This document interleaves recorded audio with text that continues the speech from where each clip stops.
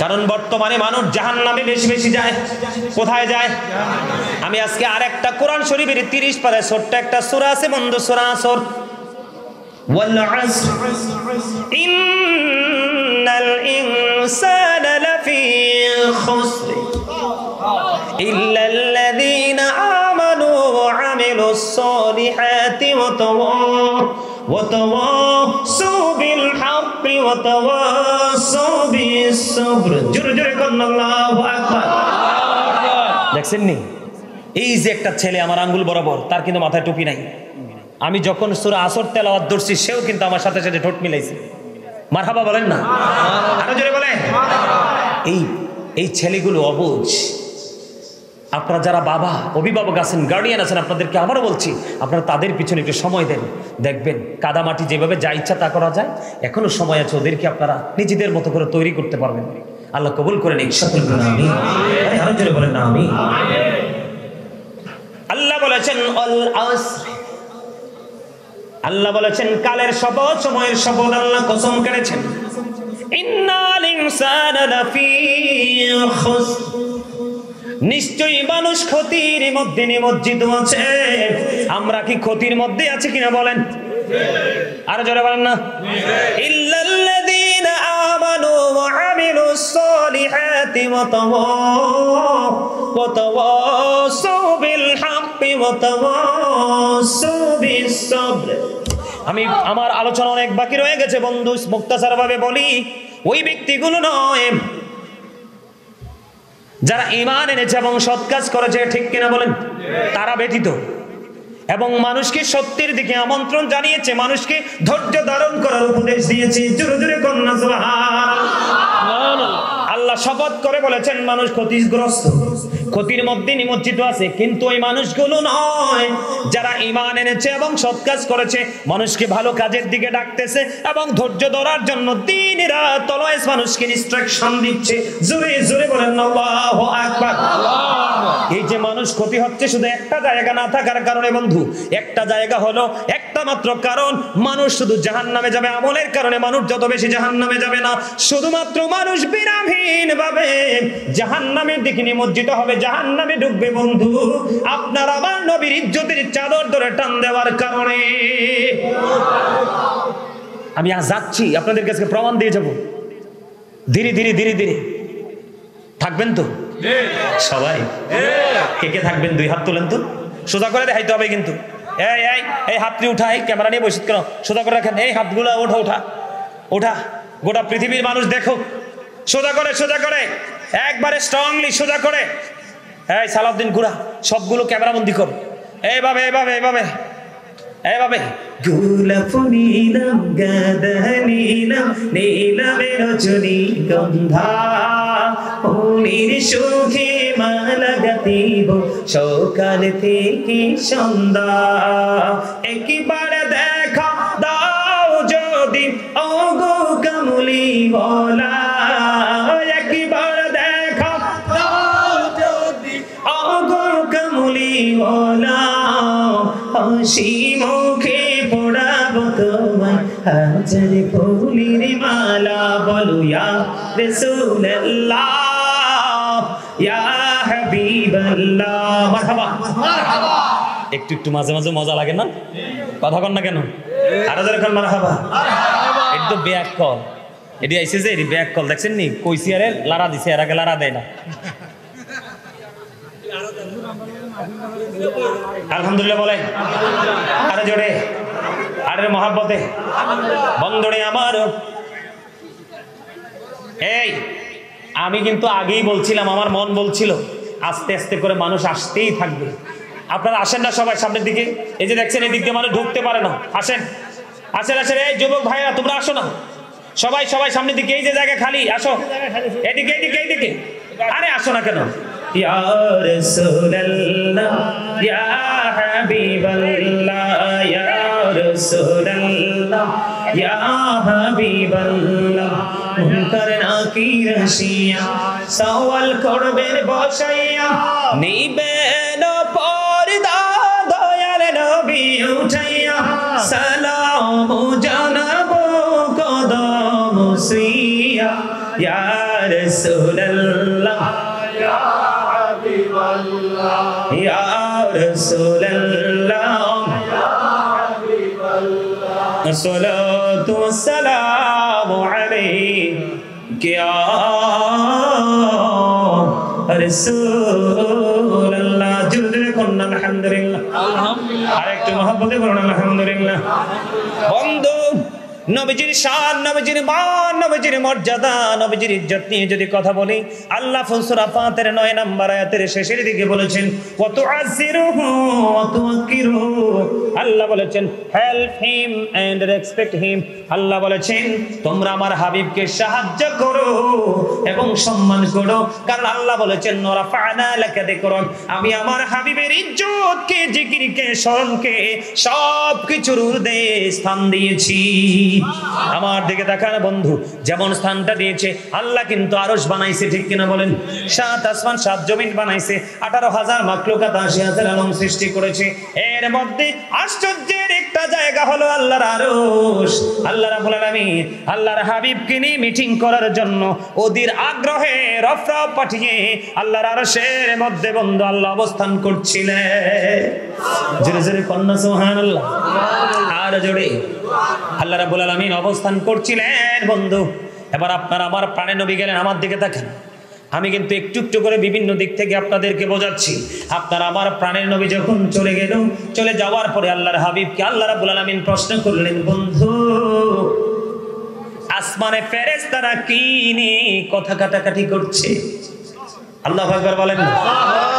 আল্লাহ জানে কি জানে না? আরো জোরে বলেন না। আল্লাহ প্রশ্ন করলেন, হাবিব আপনি তো আসমান পাড়ি দিয়ে এসেছেন, এসেছে কি না? আল্লাহ রাব্বুল আলামিন প্রশ্ন করলো, বন্ধু আসমানে ফেরেশতারা কি নিয়ে ঝগড়া করছে, কথা কাটাকাটি করছে? এবার আল্লাহ রাব্বুল আলামিন যখন প্রশ্ন করলেন, আল্লাহর হাবিব বললেন যে আল্লাহ গো আপনি তো ভালো জানেন। বন্ধুরে আমার কথাটা বলতে দেরি, দেখেন আমার দিকে তাকান, আপনি এদিকে আসেন। আল্লাহ রাব্বুল আলামিন আল্লাহর হাবিবের 2 কদ মোবারকের মধ্যখানে আল্লাহ রাব্বুল আলামিনের বরকতময় হাত, কুদরতি হাত রাখলেন। আল্লাহর হাবিব বলতেছেন, হাদিস শরীফের মধ্যে এসেছে, আমার বুক পর্যন্ত প্রশান্তিতে চলে আসলো। প্রশান্তি চলে আসার পরে আমি নজর দিয়ে চাইয়া দেখলাম, আমি দুনিয়ার শুরু থেকে শেষ পর্যন্ত যা কিছু আছে আমি নবী সব কিছু দেখে নিয়েছি। হাদিস শরীফের মধ্যে এসেছে, আল্লাহ রাসূল বলেছেন, একটা মানুষ তার হাতের তালুটাকে যেমনি স্পষ্ট দেখতে পায়, আমি এমনি ভাবে সব কিছু দেখে নিয়েছি। মর্যাদাটা কে দিয়েছে? আল্লাহ। পাওয়ারটা কে দিয়েছে? এটা কি আমরা ছোট করতে পারবো? যদি ছোট করি লসটা কার হবে? আরো জোরে বলেন। দেখেন মর্যাদাটা কেমন। আল্লাহর হাবিব যখন আল্লাহর আরশের গেইটে গেলেন, পাদুকা মোবারক, তার মানে নবীজির জুতা মোবারক খুলতে চাইলেন। এটা আপনাদের সবার মুখস্থ, আবার মনে করিয়ে দেই। আল্লাহ রাব্বুল আলামিন ডাক দিয়ে বললেন, বন্ধু পাদুকা মোবারক খুলতে হবে না, পাদুকা নিয়ে প্রবেশ করেন। এবার আমার নবী একটা প্রশ্ন করে বসলেন, মনিব আপনি মুসা কালিমুল্লাহ যখন কুহিতুরে গিয়েছিল, আপনি বলেছিলেন জুতা খুলে কুহিতুরে যাওয়ার জন্য। ওই কুহিতুরের তুলনায় আপনার আরশের দাম তো অনেক অনেক বেশি। আল্লাহ ডাক দিয়ে বললেন, হাবিব ওই দিন মূসাকে জুতা খুলে যাওয়ার জন্য বলেছিলাম, তার কারণ হলো মূসাকে কুহিতুরের মাটি লাগাইয়া দাম বাড়াবো বলে, এই জন্য বলেছিলাম জুতা খুলে যাইতে। আর আজকে আপনাকে বলছি আমার আরশে কদম বাড়িয়ে দেন জুতা নিয়ে, জুতা মোবারক নিয়ে, কারণ আপনার জুতার ধুলি লাগাইয়া আমি আমার আরশের দাম বাড়াবো। কারণ বুঝেন নাই, রাসূল বলছে, I am from the light of Allah and everything has been created from my light। রাসূল বলতেছেন, I am from the light of Allah, আমি আল্লাহর নূর থেকে, and everything has been created from my light, সৃষ্টির প্রত্যেকটা বস্তু আমি নবীর নূর থেকে। কত বড় একটা মর্যাদার জায়গা, ঠিক না রে? ঠিক। আরো জোরে। আমার কথা কি ভালো লাগছে আপনাদের? বুঝে আসে, ব্রেইনে ঢুকে? আমার দিকে তাকান, একটু মনে করাই দিই। অনেকে হয়তো আমার মুখ থেকে আরো শুনেছেন, আমাদের জীবনে যেখানে যাব 2টা পাবো, 3টে কিন্তু কোথাও নাই। 2টি হাত, 2টি পা, 2টি চোখ, 2টি কান, জিহ্বা কয়টা?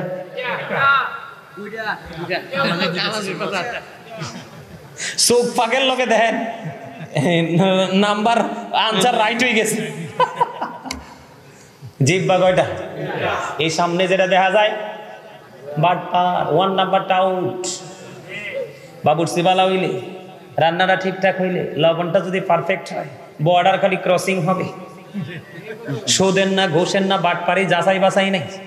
কিন্তু বন্ধু, এই রামনগর পশ্চিম পাড়ার মানুষ গো, ও যুবক বন্ধু, আমার দাড়ি পাকা মুরব্বি বাবারা, আমার মা বোনদেরকে ডেকে ডেকে বলছি, মা হৃদয় খুলে শোনো গো, নবীকে ভালো করে চিনে যাও, তোমার কোন দুনিয়া খেরাতে কোনো ভয় থাকবে না।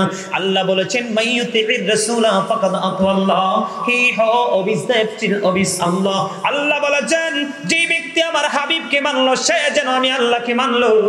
জোরে জোরে সুবহানাল্লাহ।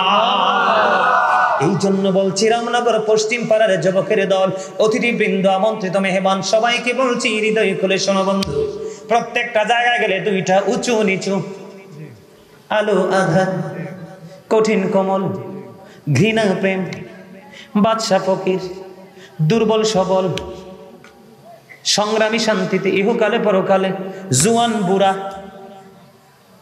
আমি একটু খাটো, দাদা একটু লম্বা, লম্বা খাটো, মোটা চিকন, কালা সাদা, ধনী গরিব, শিক্ষিত মূর্খ, আলো আধার, আসমান জমিন, জল স্থল, সব জায়গায় গেলে দুইটা খুঁজে পাওয়া যায়।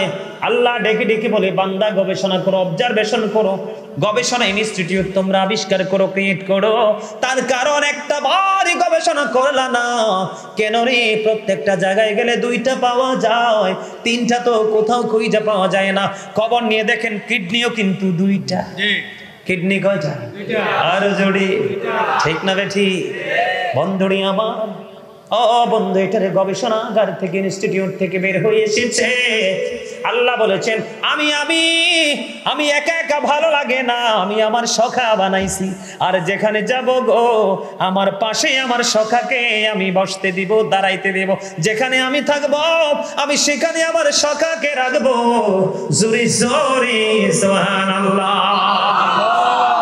কালিমায়ে তয়্যিবার মধ্যে দুইটা দিক, আল্লাহ এবং আল্লাহর হাবিব। এই জন্য যেখানে আল্লাহর হাবিব, সব জায়গায় আল্লাহ এবং আল্লাহর হাবিব। ও বন্ধু, রমজান মাসে যখন আমরা রোজা রাখবো, সারাদিন রোজা রাখা আমাদের জন্য ফরজ। রাতের বেলা তারাবি সুন্নাত, দিন আল্লাহর ভাগে, রাত পুরো নবীর ভাগে। জোরে বলেন না সুবহানাল্লাহ। নামাজে দাঁড়ান, সুন্নাত দিয়ে শুরু, এখানে মর্যাদা আছে না নাই? আরো জোরে বলেন, মর্যাদা আছে না নাই? সব জায়গায় গেলে বন্ধু নবী, ও বন্ধু, এগুলো নিয়ে আমাদেরকে একটু গবেষণা করতে হবে, একটু চিন্তা ভাবনা করতে হবে। ও বন্ধু, তাহলেই জীবন আমাদের ধন্য হয়ে যাবে। এবার আমি আপনাদেরকে একটু ভিন্ন দেশে নিয়ে যাবো। আমার সঙ্গে যাইতে রাজি আছেন তো? সবাই রাজি আছেন? এই যে বললাম, আল্লাহ বলছেন মানুষ ক্ষতির মধ্যে আছে, কিন্তু তারা নাই যারা বন্ধু ঈমান এনেছে, সৎ কাজ করেছে, মানুষকে ভালো কাজের জন্য আমন্ত্রণ জানাচ্ছে, ধৈর্য ধারণ করার জন্য মানুষকে প্রপোজ করছে।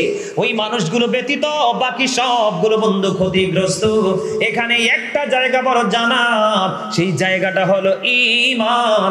আর ঈমানটাই হলো আপনার আমার প্রাণের নবী। জোরে জোরে কন্যা সুবহানাল্লাহ। আর জোরে বলেন না সুবহানাল্লাহ। ইহুদি খ্রিস্টানের ধর্মগ্রন্থ দিয়ে তারা প্রমাণ করেছে, দা ওল্ড ও নিউ টেস্টামেন্ট, এই ধর্মগ্রন্থ দিয়ে তারা বক্তব্য দিয়েছে, he did love it not, no with not God, for God is love. তারা বলেছে, যেজন প্রেম করে না সেজন আল্লাহকে জানে না, ফর গড ইজ লাভ, আল্লাহ প্রেম।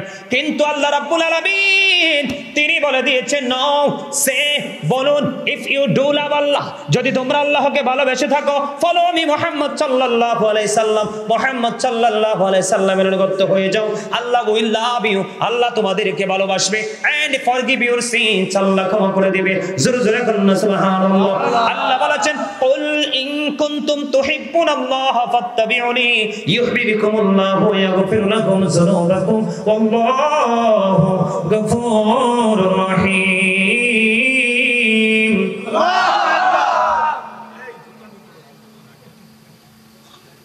বন্ধুরে আমার, নবীজির শান আর মর্যাদা নিয়ে যদি আমি আপনাদেরকে হাদিস শরীফ শোনাই, আব্দুল্লাহ ইবনে আব্বাস রাদিয়াল্লাহু তাআলা আনহু থেকে হাদিস কানা বর্ণিত, আমার নবীজি বলতেছেন কয়েকজন সাহাবী একত্রিত হলো। কয়েকজন সাহাবী একত্রিত হওয়ার পরে তারা সবাই মিলে নবীদের মর্যাদা নিয়ে আলাপ আলোচনা করতেছে। আলাপ আলোচনার মধ্যে তারা বলতেছে আল্লাহ ইব্রাহিমকে খলিল বানাইছে, আদম নবীকে সফিউল্লাহ বানাইছে, মূসাকে কালিমুল্লাহ বানাইছে, ঈসাকে রুহুল্লাহ বানিয়েছে। তারা এইভাবে আলাপ আলোচনা তাদের মধ্যে কথোপকথন চলতেছে। ঠিক সেই মুহূর্তে আল্লাহর হাবিব সেখানে উপস্থিত হলো। উপস্থিত হওয়ার পরে আমার নবী বললেন, আমি তোমাদের এই মন্তব্য শুনেছি, তোমাদের বক্তব্য শুনেছি, কিন্তু সাবধান, যা বলেছ সব ঠিক আছে, এগুলোর মধ্যে বিন্দু পরিমাণ কোনো সন্দেহ নেই, গলদ নেই। কিন্তু মনে রাখবা, যেই নবীর কথা বলেছে ইব্রাহিম খলিলুল্লাহ, ইসমাইল জবিউল্লাহ, মূসা কালিমুল্লাহ, ঈসা রুহুল্লাহ, আদম সফিউল্লাহ, তাদের কথা বলেছ। মনে রাখবা কাল কিয়ামতের দিন, কাল কিয়ামতের দিন আল্লাহর আরশের নিচে আমার কাছে প্রশংসার ঝান্ডাটা থাকবে। ওই ঝান্ডার নিচে সকল নবীরা আশ্রয় নিবে। তোমরা কখনোই আমার চাইতে সবাইকে অনেক বেশি সম্মানী মনে করো না। জোরে জোরে কন্যা সুবহানাল্লাহ। আর নবী বলতেছেন, কি বলতেছে? আমার নবী বলতেছেন, বন্ধু আমার নবী বলতেছেন, আমি সর্বপ্রথম যখন জান্নাতের করানারা দিব, জান্নাতের গেট খোলা হবে। সুবহানাল্লাহ বলেন। আমি যখন আল্লাহর কাছে সুপারিশ করব, আমার সুপারিশ গ্রহণযোগ্য হবে। সূরা কন্যা সুবহানাল্লাহ। এখান থেকে কি বোঝা যায়? আল্লাহর হাবিব বলেছেন, যখন আমি জান্নাতের দিকে কদমটা বাড়িয়ে দিব, তখন আমার সঙ্গে বিশাল একটা দল জান্নাতে যাবে। ওই দলটা হলো পৃথিবীর গরিব মানুষের দল, কারণ তাদের ধন দৌলত টাকা পয়সা ছিল না, কিন্তু আমি নবীর প্রতি তাদের প্রেমের কোনো কমতি ছিল না। এজন্য বলছি, আপনি ডাক্তার হন, সমস্যা নেই, ইঞ্জিনিয়ার হন, এসপি হন, ডিসি হন, এমপি হন, মন্ত্রী হন, প্রাইম মিনিস্টার হন, যাই হন না কেন, আপনার সব কিছু তখনই গ্রহণযোগ্য হবে, তখনই কাজের মতো কাজে লাগবে, যদি আপনি আল্লাহর হাবিবকে সর্বোচ্চ সম্মানের জায়গায় বসাতে পারেন। যিনি স্রষ্টা, উনি যদি সর্বোচ্চ পজিশনে বসায়, তাহলে আপনি আমি কি বসাইতে পারি না? না বসাইলে আপনার আমার আল্লাহর কিছু যাবেও না, আসবেও না, ক্ষতি সব আপনার আমার হবে। আরেকটা হাদিস শরীফ বলেই শেষ করে দেই আলোচনা। বন্ধুরে আমার, হযরতে আনাস রাদিয়াল্লাহু তাআলা আনহু থেকে হাদিস কানা বর্ণিত। আপনার কি মন খারাপ? না না না, তা হাসি দেন নাকি লেগে? ইঞ্জিনিয়ার সাহেব হাসে, শাহিন ভাই হাসে, আর দাদাও মাঝে মাঝে হাসে। কিদা কিছু বুঝেন নাই? আমার তো টেনশন লাগে। আমার মুসল্লিরা, ওয়াজের হোক আর মসজিদের হোক, আমার মুসল্লি যদি মানে কি জানি বলে একটা চেহারার মধ্যে গম্ভীর ভাব দেখি, তখন আমি মনে মনে ভাবি, আরে হার্ট অ্যাটাক নি করে। কারণ কি জানেন, যেই মানুষ সবসময় ভার হয়ে থাকে, এগুলো জাগাত স্পট ডেড হয়ে যায়, এটি জাগাত মরে যায়। আর যিনি সবসময় দেখবেন হাসি খুশি ফ্রিলি চলাফেরা করবে, দেখবেন এরা সুস্থতা ওই গোমরামুখী যেগুলো থাকে এগুলার চাইতে অনেক বেশি। সুবহানাল্লাহ। না, আমি দেখছি মনটা খারাপ করে পিছনের দিক দিয়ে এসে বসে, আমি টেনশন করতেছি, এর উত্তর পাইয়া গেছি, আর কোনো সমস্যা নাই, খুশি আছে আলহামদুলিল্লাহ। ছোট্ট একটা হাদিস শরীফ শোনাবো বুখারী শরীফ থেকে। নবীজির মর্যাদা নিয়ে বন্ধু কথা বলতেছি, আমি ভাবতে হবে।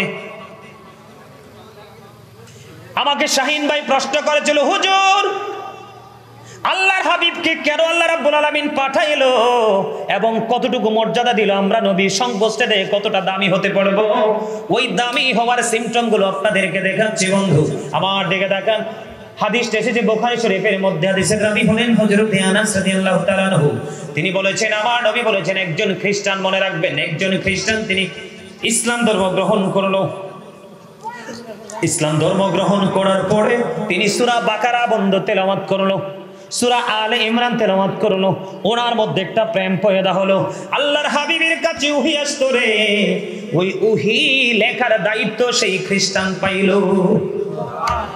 সুবহানাল্লাহ কইতেন, কইছেন আল্লাহু আকবার কর, হযরত কোন আল্লাহু আকবার।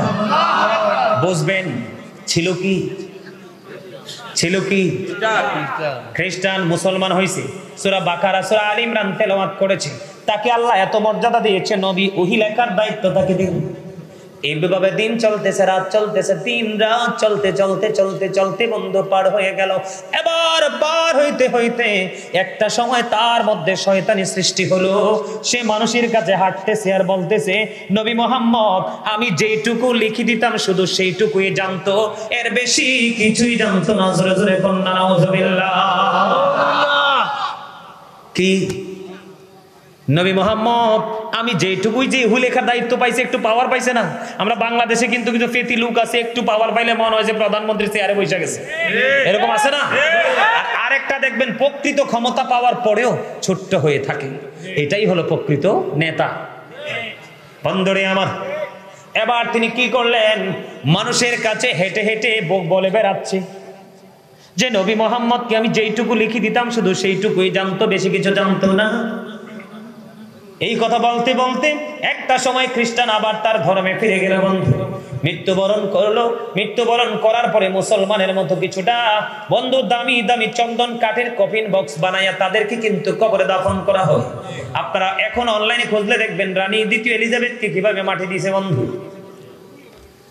এবার যখন ওনাকে দাফন করা হলো, দাফন করার পরে আমাদের আপন স্বজন আছে না, মানুষ মারা গেলে পরের দিন বা একটু সময় করে দেখতে যায় কবরটা। ওই খ্রিস্টান যখন মারা গেল, তার আপন প্রিয়জন বন্ধু পরের দিন কবরটা দেখতে গেল। কবরটা দেখতে যাওয়ার পরে রে এবার চাইয়া দেখে তার লাশটা মাটির বাইরে পড়ে আছে। আলহামদুলিল্লাহ, আলহামদুলিল্লাহ কন্যা কিল্লি। আমরা নবীর প্রেমিক হিসাবে খুশি না? বেয়াদবের সাজা হইছে। এক বেয়াদবের সাজার খবর দিছে ওয়ালিদ বিন মুগিরাকে আল্লাহ কোরআন শরীফের 29 পারা সূরা কলামে আল্লাহ কইছে তুই জারস, তুই কত বড় বেয়াদব, আমার হাবিবের সাথে বেয়াদবি করস। গালি দিছে 10টা, 10 নাম্বারটা হলে জারস। আপনারা সূরা লাহাব তাব্বাত ইয়াদা আবি লাহাবি ওয়া তাব, এই সূরাটা যে নাজিল হয়েছে, এই সূরার শানে নজুল ব্যাকগ্রাউন্ডটা একটু দেখবেন, দেখলে দেখতে পাইবেন আর সূরা লাহাবটা নাজিল হয়েছে, তার মানে লাহাব আবু লাহাব তার সবকিছুকে ধ্বংসস্তূপে পরিণত হওয়ার ঘোষণা আল্লাহ সূরা লাহাবের মধ্যে দিয়েছে। সেটাও দিয়েছে আল্লাহর হাবিবের সাথে বেয়াদবি করেছে। আল্লাহর হাবিব দিন সম্পর্কে দাওয়াত দেওয়ার জন্য ডাকছে, সে পাথর হাতে উঠাইছে আল্লাহর হাবিবকে নিক্ষেপ করার জন্য। সাথে সাথে আল্লাহ রাব্বুল আলামিন সূরা লাহাব পাঠিয়ে দিয়েছে। কি মজা না? সূরা কাউসার, ইন্না আতাইনাকাল কাউসার, এই সূরার শানে নজুল খুঁজে দেখেন। আমার নবীকে যখন আবতার বলল, নির্বংশ বলল, নিঃস্ব বলল, আল্লাহ সহ্য করেনি। আল্লাহ রাব্বুল আলামিন সূরা কাউসার পাঠিয়ে দিয়ে আল্লাহ বললেন, যাও ফেরেশতারা হাবিবের কাছে সূরা কাউসার নিয়ে যাও। আমি খবর জানিয়ে দিলাম, আজকে যারা আমার হাবিবকে আবতার বলল তারাই হবে কাল কিয়ামতের ময়দানে আবতার, আর যারা আমার হাবিবকে ভালোবাসবে তাদের জন্য বরাদ্দ করে দিলাম হাউজে কাউসার। একবার পান করলে কম পানির তৃষ্ণা লাগবে না। মধুর চেয়ে মিষ্টি হবে, দুধের চেয়ে সাদা হবে, বরফের চাইতে আইস হবে। আমরা সেই নবীর উম্মত। আমি সবাই বুকে হাত দিয়ে কনফিডেন্সলি বলতে পারি, I am very successful person. আমি নিজেকে অনেক বেশি দামি মনে করি, অন্য কোনো আমল নাই। আমি নবীর প্রেমিক, আহলে সুন্নাত ওয়াল জামাতের একটা গোলাম হিসেবে আল্লাহ কবুল করেছে। শোনেন, বলে হুজুর, অনেকে মনে মনে ভাবতে পারে হুজুর মনে অহংকার করেছে। বিন্দু পরিমাণ অহংকার নয়। আল্লাহ রাসূল বলেছেন, আল্লাহ দুনিয়ার সম্পদ যাকে ইচ্ছা তাকে দেয়, কিন্তু দ্বীনের শিক্ষা যাকে ইচ্ছা তাকে দেয় না। আল্লাহ বলেছেন, যাকে আমি মনোনীত করি আর যে সেই বোঝা বহন করতে মজা পাবে, আমি তাকেই তার কাঁধেই সেই বোঝাটা তুলে দেই, আর তার এই বোঝা বহন করতে করতে সে জান্নাত পর্যন্ত পৌঁছে যাবে। তখনই তার শিক্ষা অর্জন করার স্বাদ মিটবে। কি মনে করছে? এই জন্য বলি, I like to study for help other, I love my country and countries people. আমি দেশকে ভালোবাসি, দেশের মানুষকে ভালোবাসি, আর সেই ভালোবাসার ছায়াতলে সবাইকে আনতে চাই। আল্লাহ কবুল করে নিক, সকলে বলুন আমিন। বন্ধনে আবার বলতেছিলাম, একটু মন দিয়ে শুনবেন বন্ধু, বিরক্ত আর করবো না। আপনারা অনেক বিরক্ত হয়েছেন, আমি বুঝতেছি বন্ধু। পরের দিন আসার পরে দেখলেন ওই লাশটা মাটির বাইরে। এবার এই খ্রিস্টান তাদের আপন স্বজনেরা ডেকে ডেকে বলতেছেন, এটা অন্য কারো কাজ নয়, নবী মুহাম্মদ এবং তার সঙ্গীদের কাজ। জোরে জোরে কন্যা নাউজুবিল্লাহ। এবার তারা কি করলো বন্ধুরে আমার? তারা আজকে এই তাদের মাটির কবরটাকে আরো বেশি গভীর করে খনন করলো। গভীর করে খনন করে তাকে এখানে দাফন করে বন্ধু চলে গেল। দাফন করে চলে যাওয়ার পরে আবার পরের দিন চলে আসলেন, আসার পরে আবার চাইয়া দেখে ওই খ্রিস্টানের লাশটা আবার মাটির বাইরে পড়ে আছে। আলহামদুলিল্লাহ। 2 দিন চলে গেল বন্ধু, তৃতীয় দিন আবার তারা আসলেন, কিন্তু দ্বিতীয় দিন হাদিস শরীফ প্রমাণ করেছে, হাদিস শরীফটা এসেছে বুখারী শরীফের মধ্যে বন্ধু। তৃতীয় দিন কি করেছে? তৃতীয় দিন তাকে দাফন করার আগে অনেক বেশি গভীর করেছে তার কবরটা বন্ধু। তৃতীয় দিন যখন গভীর করে বন্ধু কবরে দাফন করা হলো, পরের দিন এসে দেখে তার লাশটা আবারও মাটির বাইরে পড়ে আছে। এবার ওই খ্রিস্টান তার আপন স্বজনেরা বলল, না না, এটা পৃথিবীর কোনো মানুষের কাজ হতে পারে না, এটার মধ্যে অন্য কোনো রহস্য। বন্ধু হাদিস শরীফের মধ্যে এসেছে, আমার নবী বলেছে, আমার নবীর সাথে আল্লাহর প্রিয় হাবিবুল্লাহর সাথে বেয়াদবি করার কারণে আল্লাহ রাব্বুল আলামিন পৃথিবীর জন্য মেসেজ হিসাবে খ্রিস্টানকে রেখেছে। আল্লাহর হাবিবের বেয়াদবি মাটি পর্যন্ত সহ্য করেনি, সেই নবীর উম্মত হয়েছে। এর চেয়ে বড় দাম আর কিছুই নাই, ঠিক কিনা বলেন?